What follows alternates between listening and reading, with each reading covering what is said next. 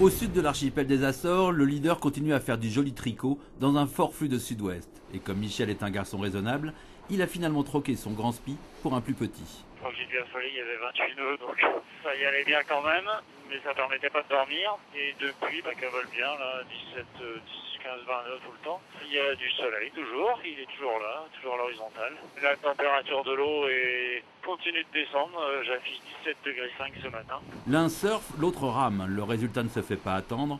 En une journée, Roland Jourdain a perdu quelques 200 000. Largement de quoi l'avoir mauvaise. Bédole. Ah, faut être zen, hein. Waouh. Et sacré Mich, je sais pas quel trousseau de clés il a piqué, mais alors depuis l'arrivée dans l'Atlantique, tac, il ouvre le système météo avec la serrure, tac, il passe, il ferme la porte, sympa. Ah, c'est poli, hein, c'est du savoir-vivre. Si Bilou a retrouvé du vent dans ses voiles, un autre skipper n'était pas non plus à la fête. Comme Marc Guillemot avant lui, Arnaud Boissière envoie de toutes les couleurs le long des côtes brésiliennes.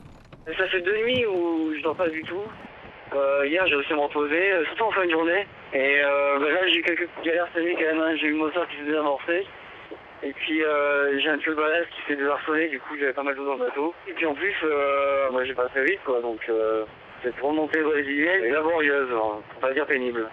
Alors qu'ils avaient passé ensemble Cap Horn, Dick Afari a mis depuis les voiles, même si l'une d'entre elles, la grande, lui donne toujours du souci.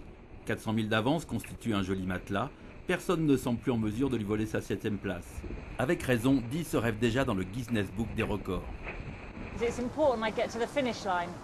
Il faut surtout que je franchisse la ligne d'arrivée, comme cela j'établirai un nouveau record.